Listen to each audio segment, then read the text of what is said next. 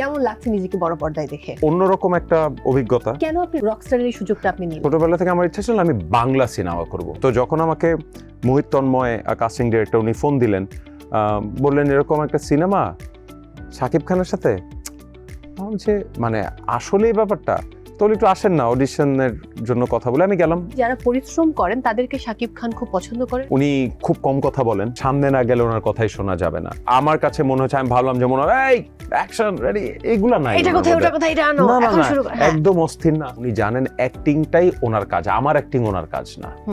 উনি কখনো আমাকে বলে দেন নাই তুমি এভাবে করো, তার জন্য ডিরেক্টর আছেন। আপনার শ্বশুর শ্রদ্ধেয় হুমায়ুন ফরিদি স্যার, তার সঙ্গে আপনার সম্পর্কটা কেমন ছিল? খুবই বন্ধুত্বপূর্ণ ছিল। হুমায়ুন ফরিদের কথা উঠলেই কিন্তু আমার আমিতে মুনমুনের সাথে তার ইন্টারভিউর কথাটা আসে। এক্স্যাক্টলি। একটা জেনারেশন তাকে চেনেও ইন্টারভিউ দিয়ে। তিনি সাকিব আল হাসান এবং শাকিব খান এই দুজনকে নিয়ে দুটো মন্তব্য করেছিলেন। বললেন যে শুনো, ওর মতো ট্যালেন্টেড মানুষ এত বড় জায়গায় গেছে যে ওর যদি হিউমিলিটি না থাকে ওই জায়গায় পৌঁছাতে পারতো না। শাকিব খানকে নিয়ে একদিন আলোচনা হচ্ছিল, এটা সম্ভবত 2010-11 দিকে। উনি বলেছিলেন যে শাকিব খুব তীক্ষ্ণ বুদ্ধি সম্পন্ন একটা ছেলে, তোমরা যতই যাই বলো ও একদিন ইন্ডাস্ট্রির রুল করবে।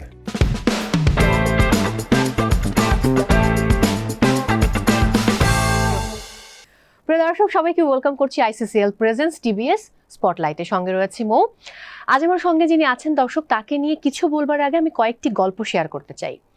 একটি গল্প হচ্ছে যাকে বলা হয় আসলে ক্রিকেটের কিংবদন্তি। সেই সৌরভ গাঙ্গুলি যখন বাংলাদেশে এসেছিলেন তখন সেই অনুষ্ঠানটি যিনি উপস্থাপনা করছিলেন সেই উপস্থাপককে নিয়ে সৌরভ গাঙ্গুলি একটি কথা বলেছিলেন, যেটি পরবর্তীতে খুব ভাইরাল হয়েছিল। এখনও কিন্তু নেট দুনিয়ায় খুঁজলে সেটা পাওয়া যায়। তিনি বলেছিলেন সাবিরের উপস্থাপনা এত সুন্দর, ইংরেজিতে যেটাকে বলে হোস্টিং, আমরা সবাই বসে গত 40-45 মিনিট ধরে মন্ত্রমুগ্ধের মতো শুনছিলাম। আবার আমাদের সবার প্রিয় ক্রিকেটার মাহমুদুল্লাহ রিয়াদ, তাকে নিয়ে এমন একটি মন্তব্য করেছেন, কখনো যদি মাহমুদুল্লাহ রিয়াদের বায়োপিক নির্মাণ করা হয় তাহলে যেন তার চরিত্রে এই যে ভদ্রলোক কাজী সাবির তিনি যেন অভিনয় করেন। তাকে নিয়ে এরকম অনেক গল্প দর্শক বলা যাবে। তার সামনে কথা বলতে আমি একটু নার্ভাস ফিল করি, কারণ তিনি দুর্দান্ত বলেন, তিনি কথার জাদুকর, এবং তিনি আমার সামনে এই মুহূর্তে বসে রয়েছেন। ঠিক 4 বছর আগে যখন তার ইন্টারভিউ করেছিলাম, ফিফা ওয়ার্ল্ড কাপ ফাইনাল ছিল সেদিন, এবং সেদিন তিনি বলেছিলেন 2026-এ তিনি ক্যামেরার সামনে আসবেন কিনা জানেন না, কিন্তু তিনি যেটা করলেন, তিনি বড় পর্দায় আসলেন। রকস্টারে তাকে আমরা দেখেছি কিভাবে তার এই আগমন। তবে ছোটবেলায় কিন্তু তিনি আসলে অভিনেতাই হতে চাইতেন, অভিনয় শিল্পী হতে চাইতেন।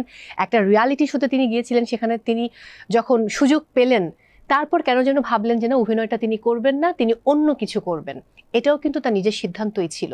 তার যেই লুক, তার যে ফিটনেস, তিনি কিন্তু অনায়াসে অনেক বড় নায়ক হতে পারতেন, কিন্তু কেন হলেন না সেই প্রশ্নের উত্তরও কিন্তু আজকে আমি খুঁজবো। অনেক কথা বললাম। আমার সঙ্গে রয়েছেন আমাদের অত্যন্ত ভালোবাসার স্পোর্টস উপস্থাপক, আমরা সবসময় বলে থাকি উপস্থাপক, মডেল, অভিনয় শিল্পী, আমাদের সবার প্রিয় কাজী সাবির। কেমন আছেন? Thank you Mou. কংগ্রাচুলেশনস। এত বড় ইন্ট্রোডাকশন কেউ দেয় না, কিন্তু একটা জিনিস আমার মনে হয় বলা দরকার, যে মৌ এত কথা বলে ফেললো। এর আগে আমার এই ধরনের একটা শোতেই যাওয়ার সৌভাগ্য হয়েছিল, সেটাও মৌ হোস্ট করেছিল। আমাকে যে খুব বেশি মানুষ ডাকে সেটা না, but Mou, I want to take this opportunity যে আপনি যেভাবে তখনও আমাকে তুমি যেভাবে আমাকে তখনও যে রেসপেক্টটা দিয়েছিলে, I was really touched, overwhelm. এবং আজকে আই ওয়াজ এক্সপেক্টিং, আমি জানি যে এরকম কিছু তুমি বলবা, বাট দেন এগেইন দর্শকদের বলা হলো যে আমি কথার জাদুকর, কিন্তু কথার জাদুকরকে এটা সবাই বুঝেই ফেলছে। এত সুন্দর ইন্ট্রোডাকশন, আমার এটা আমি কেটে রাখবো আলাদা করে। থ্যাংক ইউ ভাইয়া, আমি এটাতে খুবই অন্যরকম ফিল করছি। কেমন আছেন? কেমন লাগছে নিজেকে বড় পর্দায় দেখে? হ্যাঁ, এটা আসলে খুবই অন্যরকম একটা অভিজ্ঞতা। তুমি নিজেও তো অভিনয় করো, তো সেটা তো একটা ব্যাপার থাকেই। যেহেতু তুমি অভিনেতা, তোমার জন্য ফিলিংটা অন্যরকম। Since I am a non actor, আমার জন্য আবার আরেক রকম। শুরুর দিকে তো হচ্ছে যে আচ্ছা আমাকে বড় পর্দায় দেখা যাবে, এতটুকুই এক্সপেকটেশন। তারপর কিন্তু আস্তে আস্তে একটু এক্সপেকটেশন গ্রো করে, মানুষকে একটু ভালো বললো ওই জায়গাটা। আপনি পেছনে অনেক সুযোগ পেয়েছেন, অনেক অফার পেয়েছেন, সেগুলো আপনি নেননি কেন? আপনি রকস্টারের এই সুযোগটা আপনি নিলেন? আমার কাছে অনেক না বললেও অ্যাডের বেশ ভালো, অফার হ্যাঁ, হ্যাঁ, মোটামুটি হ্যাঁ, এদিক ওদিক থেকে আসতো, কিন্তু যেটা বললেন না, ছোটবেলা থেকে আমার ইচ্ছা ছিল আমি বাংলা সিনেমা করব, যেটাকে আমরা কমার্শিয়াল বাংলা সিনেমা বলি, যেটা হলে চলে। হ্যাঁ। এবং এক পর্যায়ে আমি ছোট চরিত্রও করতে চাইতাম, পাসিং শট, দাঁড়িয়ে থাকা, যে আমাকে একবার হ্যাঁ, দেখা যাবে। এটা আমার অনেক বন্ধু বান্ধব আছে যারা ডিরেক্টর হয়তো চিনবেন, তাদের নাম বলছি না, তাদেরকে রিকোয়েস্ট করতাম, এবং জিনিসটা একটা মজার পর্যায়ে ছিল, মজায়। তো যখন আমাকে মোহিত তন্ময় কাস্টিং ডিরেক্টর উনি ফোন দিলেন, বললেন এরকম একটা সিনেমা শাকিব খানের সাথে, আমি বলছি মানে আসলেই ব্যাপারটা, তো একটু আসেন না অডিশনের জন্য কথা বলে। আমি গেলাম, অডিশন দেওয়ার পর দেইনি, তখন তো আজমান রুশো কে আমি বললাম ডিরেক্টর যিনি, যে আমি কিন্তু কোনো অভিনয় করি না, আমার কোনো এক্সপিরিয়েন্স নাই, আর আমি রোলটা দেখলাম এত, আমার সামনে যে আর ইউ শিওর যে আমাকে নিতে চান? উনি বললেন ভাই আমি জানি না কেন আপনাকে দেখে মনে হচ্ছে আপনি এই ক্যারেক্টারটা, অডিশনটা ঠিক মতো দিন, বাকিটা আমি দেখবো। Welcome to ICCL. ICCL is ready to elevate your experience, be it a socio-cultural celebration, a corporate event, or any special gathering, making each moment truly memorable.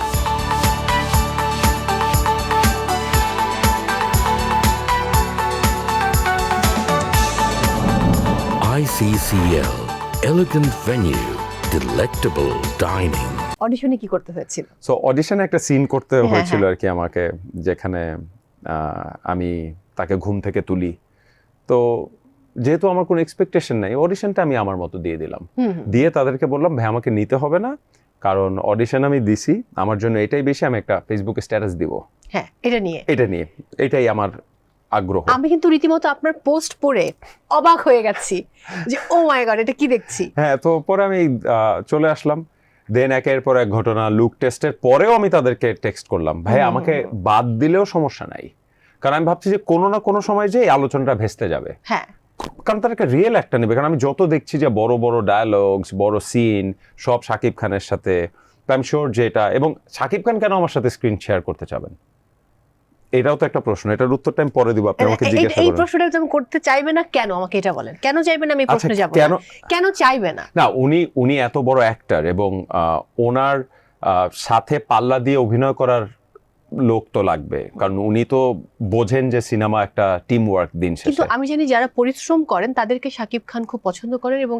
উনি তো আমাকে চিনতেন না আগে থেকে, মানে ওনার সাথে আমার একটা ইভেন্টে দেখা হয়েছে যেখানে আমি হোস্ট ছিলাম, উনি স্টেজে এসেছেন বিপিএল ড্রাফটের, আচ্ছা এতটুকুই। ওকে, তাছাড়া কিন্তু তার সাথে আমার কোনো ইন্টারাকশন ছিল না, বা উনি আমাকে চিনতেনও না। তো ওনার সাথে আপনার যে কাজের অভিজ্ঞতা, এটা যদি একটু জানতে চাই, কতটুকু কমফোর্টেবল ছিলেন উনি সেটে? অ্যামেজিং।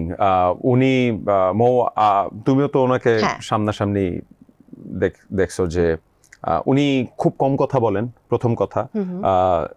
সেটে অবশ্যই ওনার টিম নিয়ে ঢুকেন, ওনার হেয়ার স্টাইলিস্ট, মেকআপ ম্যান, সাথে ওনার সিকিউরিটি বা যারা স্পট বয়েজ থাকে, কিন্তু উনি হই হুল্লোড় করেন না, খুব আস্তে আস্তে কথা বলেন, সামনে না গেলে ওনার কথাই শোনা যাবে না। মানে স্টারদের আমি জানি, কারণ অন্য স্টারকে দেখি নাই তো, তারপরেও আমার কাছে মনে হচ্ছে, আমি ভাবলাম যে মনে হয় এই অ্যাকশন রেডি, এগুলা নাই, একদম অস্থির না, আস্তে আস্তে কথা বলেন, খুব নম্র ভদ্র। এবং আরেকটা জিনিস উনি করেছেন, আমি জানি যে উনি সচেতনভাবে করেছেন, সিন্স এত বড় অ্যাক্টর না, উনি জানেন অ্যাক্টিংটাই ওনার কাজ, আমার অ্যাক্টিং ওনার কাজ না। উনি কখনো আমাকে বলে দেন নাই তুমি এভাবে করো, তার জন্য ডিরেক্টর আছেন। বাহ, এইটা আমি বুঝে গেছি যে উনি তো আমার বলেন না, এই জন্য বলছি না, কিন্তু কখনো উনি বলে নাই তোমারটা ভালো হচ্ছে খারাপ হচ্ছে, কিচ্ছু না। আচ্ছা, কিচ্ছু না, তাতে আমি অনেক কমফোর্টেবল হয়ে গেছি। কয়দিন টাইম দিতে হয়েছে আপনাকে এই শুটিং এ?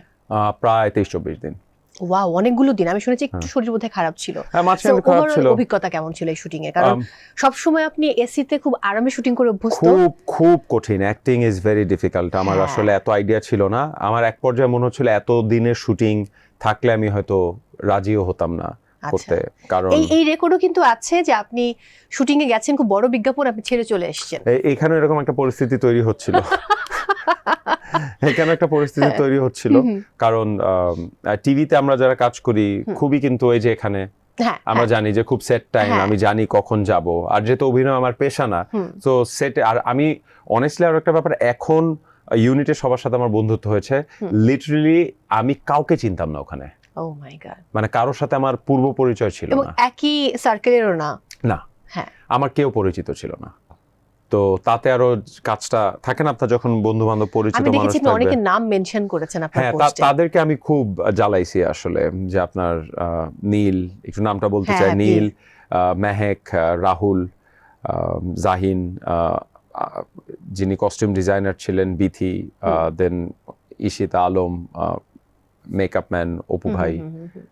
তো ওরা সবাই আমাকে খুব সাপোর্ট করেছে, ওরা আমার জন্য চিয়ার লিডিং করতো যে বাহ, হবে, আপনার হচ্ছে, ভালো হচ্ছে। ও বাহ। কারণ আমি তো সাহস করে মনিটর দেখার কথাটাও বলতে পারতাম না আর কি, যে আমি কি, যখন নিজেকে বড় পর্দায় দেখলেন তারপরে অনুভূতি কেমন? মানে এইটা আমার লাইফ লং ড্রিম ছিল, যে এক ঝলক নিজেকে দেখা। সেখানে অনেক ঝলক দেখার সুযোগ হয়েছে। রুশো ভাইকে অনেক ধন্যবাদ যে উনি একটা বড় চরিত্র আমাকে দিয়েছেন এবং উনি আমার উপর ট্রাস্ট করেছেন। আসলে he himself is a Rockstar, পাগলা পুরা, সত্যি কথা। থাকে না এত বড় গ্যাম্বল করা, exactly, it's a big gamble. আপনি অভিনয় করেন মৌ, এটা জানার কথা, কারণ সেটে যে নো লুকিং ব্যাক, মানে দেয়ার আর সিনস, আমার আর শাকিব খানের পুরো সিনটাই 2-2.5 মিনিট।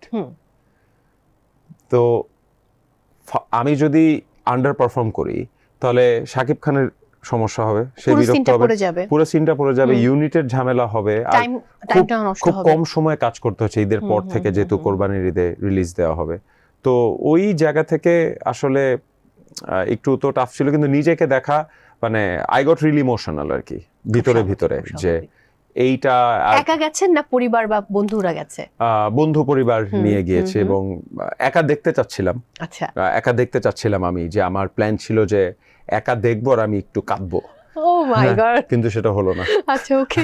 সো এখন থেকে কি আমরা সাবির ভাইকে সিনেমাতে রেগুলার পাবো?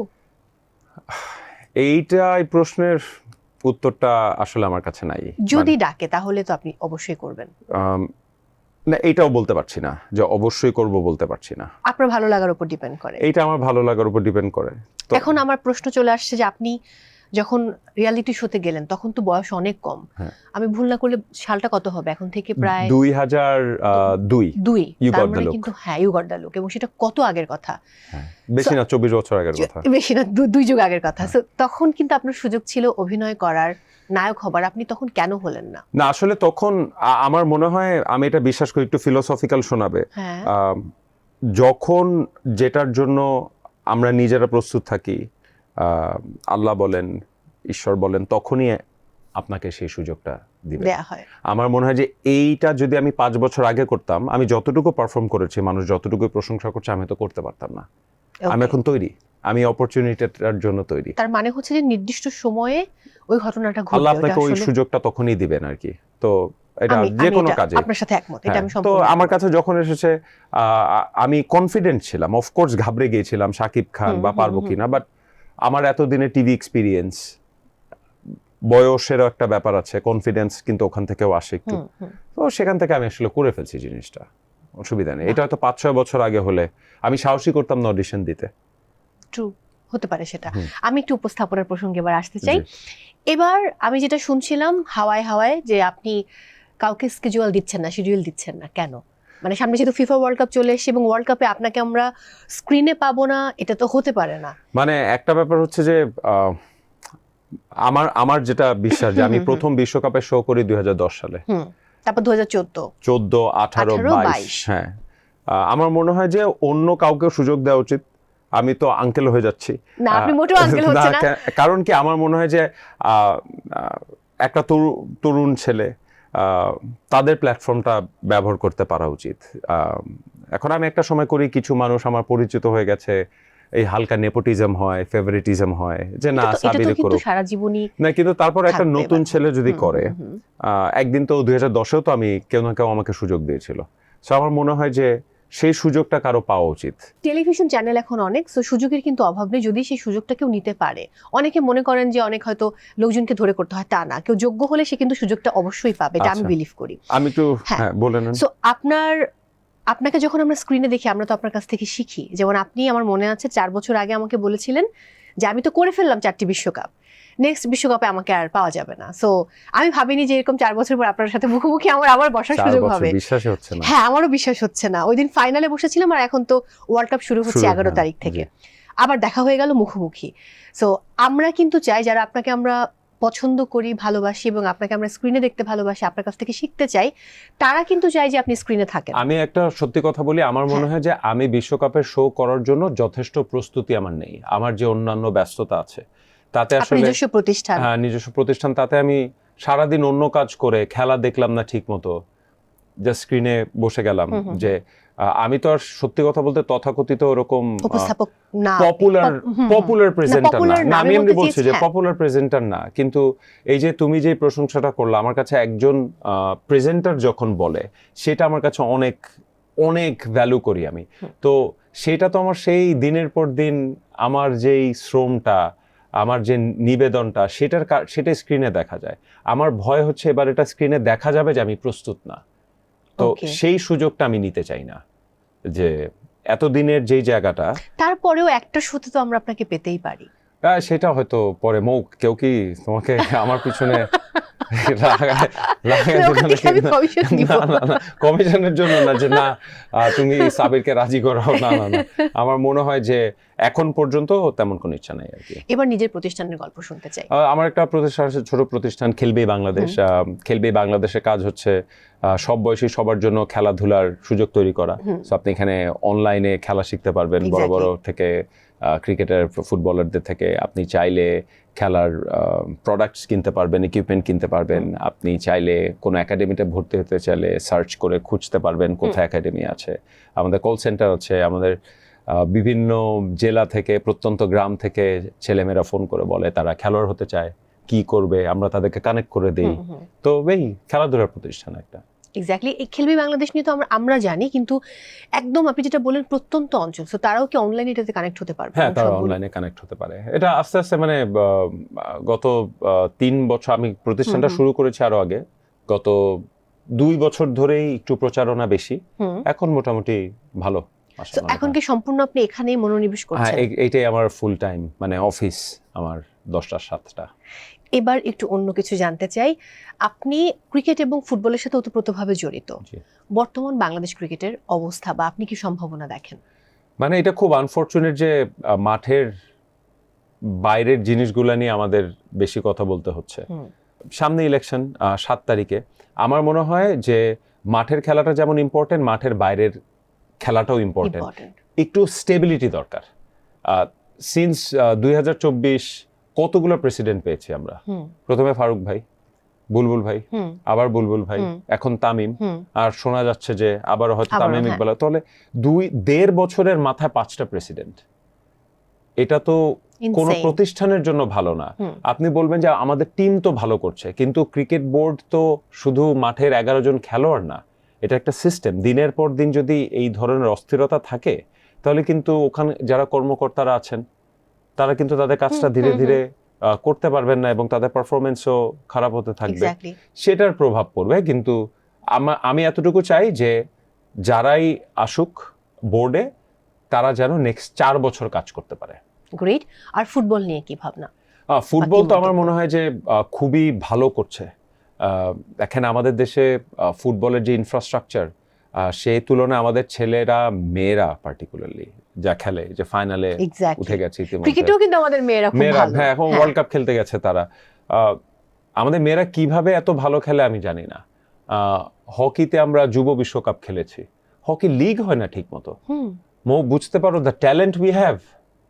আবার ক্রিকেটের কথা আপনি চিন্তা করেন যে আমাদের দেশে কয়টা লিগ হয় ক্রিকেটে, মেয়েদের ক্রিকেটের কথা বলছি। হ্যাঁ, মানে আপনার এটা এক্সট্রাঅর্ডিনারি। তো সেই জায়গা থেকে আমার মনে হয় ফুটবল যেই জায়গাটা পৌঁছেছে, specially the Hamza effect, ignore করার কোনো সুযোগই নেই। মানুষ আবার খেলা দেখছে। আমার মনে হয় এই সুযোগটা ফুটবল ফেডারেশনে যারা আছেন তারা কাজে লাগাবেন। এবার আর্জেন্টিনাকে নিয়ে কিছু বলুন।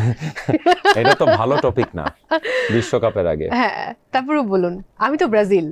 তো ব্রাজিলের সমর্থকদের উদ্দেশ্যে আমার কথা হচ্ছে যে ব্রাজিল একটা ঐতিহ্যবাহী দল। একদম।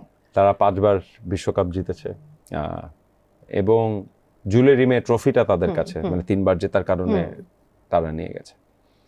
কিন্তু তারা যখন বলে যে 2022 বিশ্বকাপটা পাতানো ছিল, তখন আমি কষ্ট পাই। আচ্ছা, না আমি এরকম কিছু বলছি না না না, এটা দায় নিতেই হবে, দায় নিতেই হবে, তখন কষ্ট পাই। যখন দেখি যে তারা পাশের বাসায় উকি দেয়, রোনাল্ডোকে নিয়ে বেশি মাতামাতি করে নেইমারকে বাদ দিয়ে, তখন আমি কষ্ট পাই।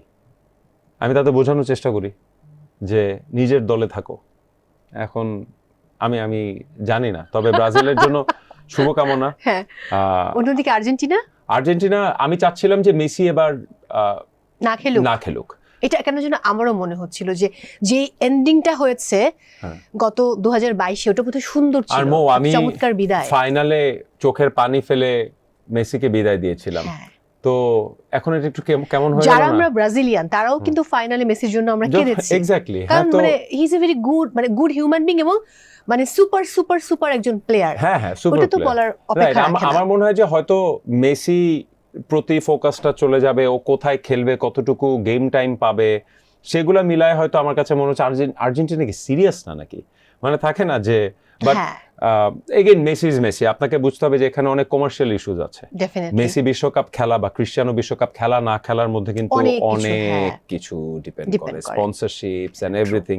এন্ড লেটস নট ফরগেট ওদের যে পার্সোনাল স্পন্সরস আছে আডিডাস এবং নাইকি, ওদের প্রেসার থাকবে না এটা কে জানে। এবং নট অনলি স্পন্সরশিপ, একই সাথে কিন্তু আপনি অডিয়েন্সের কথা চিন্তা করেন যে পাগল হয়ে দেখবে কি হচ্ছে। এখন তো মানে সত্যি কথা যে আমরা মজা করে বলি ব্রাজিল, আর্জেন্টিনা, ক্রিশ্চিয়ানো, মেসি, এরা তো ক্রিশ্চিয়ানো রোনাল্ডো, মেসি তো অনেক বড় ফুটবলার। আমি সমর্থন করে, আমার পছন্দ না হতে পারে, কিন্তু আমি কি দেখবো না? আমি অবশ্যই দেখবো। তো পর্তুগাল টিমে সে থাকা না থাকা, আর্জেন্টিনা টিমে মেসি থাকা না থাকা কিন্তু আকাশ পাতাল পার্থক্য। তো এনিওয়েজ, আমার 48 টিমের বিশ্বকাপ একটু ধাতস্থ হতে সময় লাগবে। এবার একটু ব্যক্তিগত প্রসঙ্গে যাব। আপনার শ্বশুর শ্রদ্ধেয় হুমায়ুন ফরিদী স্যার, তার সঙ্গে আপনার সম্পর্কটা কেমন ছিল? খুবই বন্ধুত্বপূর্ণ ছিল, তার সাথে আমি খুবই ক্লোজ ছিলাম এবং অলমোস্ট প্রতিদিনই ফোনে কথা হতো, দেখা তো হতোই। এখন আমি কিন্তু এই উত্তরটা দিচ্ছি উপস্থাপক কাজী সাবির হিসেবে, কারণ আমি চাই না যে অভিনেতা জাস্ট আমি একটা সিনেমা করছি বলে তার নামটা। আমার এর পরের প্রশ্নটাই কিন্তু আসতো যে যেহেতু হুমায়ুন ফরিদী স্যার ছিলেন, আপনার কিন্তু অনেক সুযোগ ছিল অভিনয় করার। না মানে ওই যে বললাম যে ইচ্ছা তো হয়নি, আর যেহেতু আমি মাত্র একটা সিনেমা করেছি, তো জাস্ট আমার সম্পর্কের ভিত্তিতে আমি এটা মিলাতে চাই না যে উনি অভিনেতা আমি অভিনেতা, কোনোভাবে তার জন্য ফেয়ার না। উনি এত বড় মাপের অভিনেতা, তার সাথে আমার সম্পর্কটা যেটা সেটাতেই, সে যে আমার ফাদার ইন ল, তো উনি খুবই মজার মানুষ ছিলেন, খেলা পছন্দ করতেন, সেহেতু সেই জায়গায় আমাদের একটা ভালো বন্ধুত্ব হয়েছিল, আন্ডারস্ট্যান্ডিং ছিল, খেলা নিয়ে অনেক কথা বলতেন, অসাধারণ। আমি শুনেছি তিনি মানে সাকিব আল হাসান এবং শাকিব খান এই দুজনকে নিয়ে দুটো মন্তব্য করেছিলেন, সেই মন্তব্যটা কি আজকে বলা যাবে? দুটো মন্তব্য। হ্যাঁ অবশ্যই। সাকিব আল হাসান এটা বলি, এটা 2011 বিশ্বকাপে সাকিব একটা লেখা লিখেছিল প্রথম আলোতে। আচ্ছা, যে যেই দর্শকরা আমাদের খেলা পছন্দ করে না, গালি দেয়, তার চাই না মাঠে আসুক, যারা সিনিয়ররা আমাদের সমালোচনা করেন তাদের অ্যাভারেজ কি, তাদের নিজেদের চেহারা দেখা উচিত, তাই না, এই ধরনের। তো সেইটা নিয়ে আমি আবার একটা শো করেছিলাম বাংলা ভিশনে তখন, সেটা খুবই অ্যাটাকিং। ওই সময় যদি সোশ্যাল মিডিয়া থাকতো এত আমার খবরই ছিল, কিন্তু সেই শোটা হুমায়ুন ফরিদী দেখেছিলেন। উনি দেখে পরের দিন আমাকে বললেন যে তুমি এই শোটা ভালো করো নাই সাকিবকে ভাই বলে, সাকিব আল হাসানকে। তো আমি বললাম যে না, কেন, ও যে কমেন্ট করছে আসলে খুব অ্যারোগেন্ট। হ্যাঁ, তো বললেন যে শুনো, ওর মতো ট্যালেন্টেড মানুষ এত বড় জায়গায় গেছে যে ওর যদি হিউমিলিটি না থাকে ওই জায়গায় পৌঁছাতে পারতো না, এবং ওইটা তুমি এখন দেখতে পারতেছো না। যদি কখন ওই জায়গায় পৌঁছাও তাহলে তুমি সেটা দেখতে পারবা। তখন আমি বললাম আমি তো ওই জায়গায় পৌঁছাবো না, তার মানে দেখবো না। তখন উনি হাসতেছিলেন আর কি। তো আর শাকিব খানকে নিয়ে একদিন আলোচনা হচ্ছিল, এটা সম্ভবত 2010-11 দিকে। তো স্বাভাবিকভাবে শাকিব খানকে নিয়ে তো মানুষ একটু তির্যক মন্তব্য করেই, হ্যাঁ ওই সময়টাতে বেশি ছিল। তো এরকম একটা কমেন্ট আসার পরে উনি বলেছিলেন যে শাকিব খান খুবই ইন্টেলিজেন্ট একটা ছেলে। সে, ওনার এক্স্যাক্ট ওয়ার্ড বলি, শাকিব খুব তীক্ষ্ণ বুদ্ধি সম্পন্ন একটা ছেলে। তোমরা যতই যাই বলো, ও একদিন ইন্ডাস্ট্রির রুল করবে। ও মাই গড, সেটাই কিন্তু হচ্ছে। মানে অবিশ্বাস্য কথাটা, ওই সময়ে এটা কেউ বিশ্বাস করবে না। ভাবা যায় না। হ্যাঁ, ভাবাই যায় না। তো এই আর কি, তো উনি আর্ট বুঝতেন, স্পোর্টস ভালোবাসতেন। তো ওই জায়গা থেকে আসলে আমি খুব ভাগ্যবান যে ওনার সাথে বিভিন্ন সময় পারফরমেন্স নিয়ে, উপস্থাপনা নিয়ে কথা বলার সুযোগ হয়েছে। যেহেতু আমরা দুজন উপস্থাপক, ছোট্ট করে কথা বলি, এটা থাকবে কিনা জানি না, আপনাকে বলার জন্য বলি। তো আমি একবার শো হোস্ট করলাম একটা, ওই সেই 2011 ওয়ার্ল্ড কাপে। তো উনি আমাকে ফোন করে বললেন, তোমার শো দেখলাম ভালো হয়নি। আমি বললাম অফিস থেকে গেছি, ভালো টায়ার্ড ছিলাম। বলো ও আচ্ছা আচ্ছা, তোর একটা প্ল্যাকার্ড নিয়ে বসতা, তুমি টায়ার্ড ছিলা। তুমি টায়ার্ড ছিলা। আমি বললাম কে দেখে? বলে একজন দেখে। তুমি টাকা পাও না শোয়ের জন্য? আমি বললাম হ্যাঁ পাই। বলে তুমি তো অনেস্ট থাকলা না। আমি তো চ্যানেল চেঞ্জ করে ফেললাম। তো তখন উনি বললেন যে স্ক্রিনটা ফাইজলামির জায়গা না, তোমার মাথা ব্যথা, বন্ধুর সাথে ঝগড়া, বাপ পিটাইছে, এগুলা ভুলে যদি স্ক্রিনে উঠতে পারো তাহলে স্ক্রিনে উঠো, নয়তো স্ক্রিনে উঠো না। তো এই জিনিসটা মৌ পরবর্তীতে আমার যে কোনো পারফরমেন্সের ফাউন্ডেশন হয়ে গেছে। ইভেন আমি যখন এইটা করি, আমি মনে করি কেউ না কেউ দেখবে, সে কিছু শিখতে পারে, সে আমার ভক্ত হতে পারে, সে আমার ফিউচারে কাজ দিতে পারে।